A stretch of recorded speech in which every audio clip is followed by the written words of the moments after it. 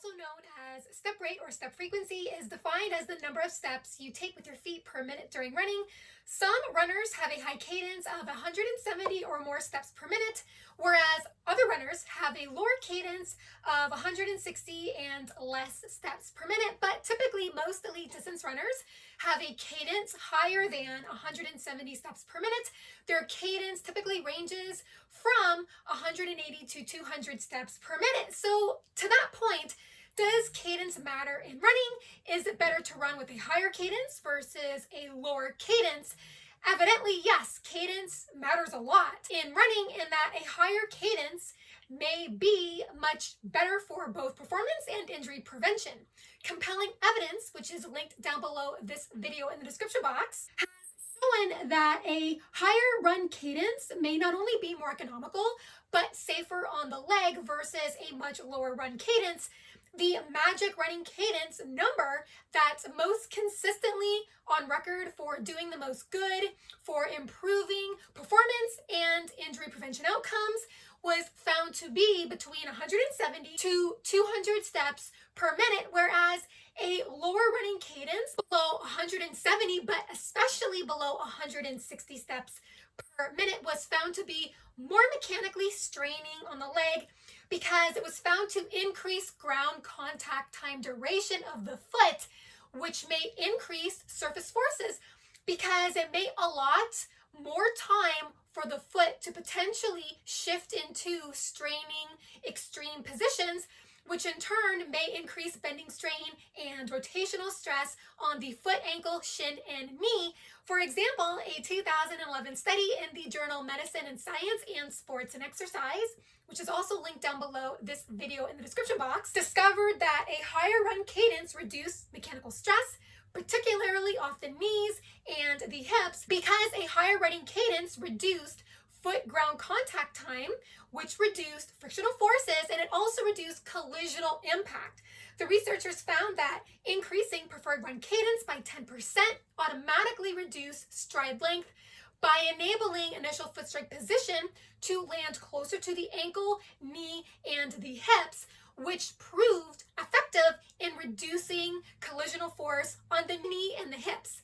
Additionally, the study found that increasing preferred cadence by 5% was enough to reduce mechanical work on the knee by a whopping 20%, because the researchers also discovered that increased run cadence also engaged greater knee flexion at touchdown, which means the knee was less stiff because it was more bent and more compliant, and therefore less rigid at touchdown.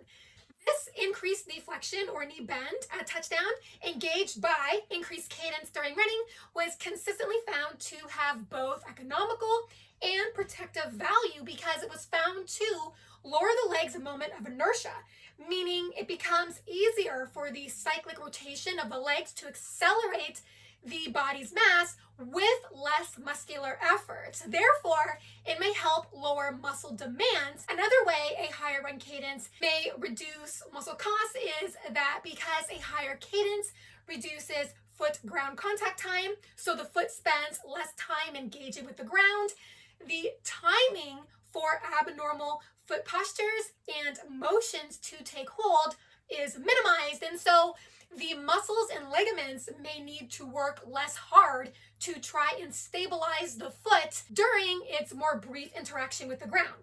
Another potential energy saving attribute of increased run cadence is that it directly engages a lesser overstride angle, meaning initial foot strike position is more likely to land closer to the ankle, knee, and hips, and therefore the center of mass.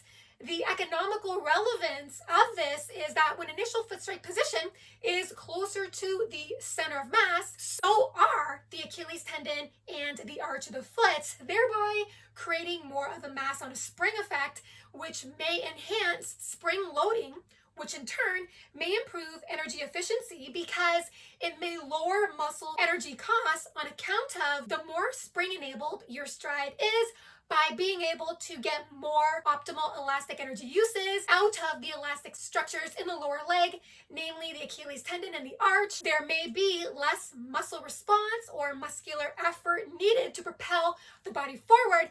And this is all consistent with the data in the same study, which found that increased preferred run cadence by 10% did not increase oxygen consumption or heart rate. On that note, what are some of the things you can do to increase your run cadence? You could run to the beat of a metronome. Foot strike pattern can also influence cadence because foot strike pattern can change the direction of your initial foot strike position. Several studies, which are also linked down below this video in the description box, reveal that landing with a forefoot strike when running automatically increases step rate because it engages a lesser overstride angle, partly because landing forefoot first when running also increases knee flexion upon a touchdown. This helps assemble the foot to land closer to the ankle, knee, and hips. And also, when landing with a forefoot strike during running, the foot physically has less time to swing out all the way through and around the stance limb. Thereby, stride length becomes shortened, and therefore step rate may increase. Even better, engaging a subtle forward lean when running helps close the distance between your initial foot strike position and your center of mass, thereby cutting down on the overstride angle, of which again decreases. The overstride angle is correlated with a higher cadence. So overall, cadence can be affected by your collective biomechanics in that forefoot strike running coupled with a subtle forward lean may engage more positive interactions of the foot with the ground, such as a higher cadence and therefore potentially less strain on the knee. To that end, I posted links in the description box to videos showing how to engage a proper forward lean when running, as well as how to land properly on your forefoot and why. I hope you've enjoyed this video. If you did, feel free to hit the thumbs up button, as well as the subscribe button if you haven't already, where you will stay more informed on forefoot strike running versus heel strike running. Thank you so much for listening and watching. Have fun out there on the roads and trails. Bye for now.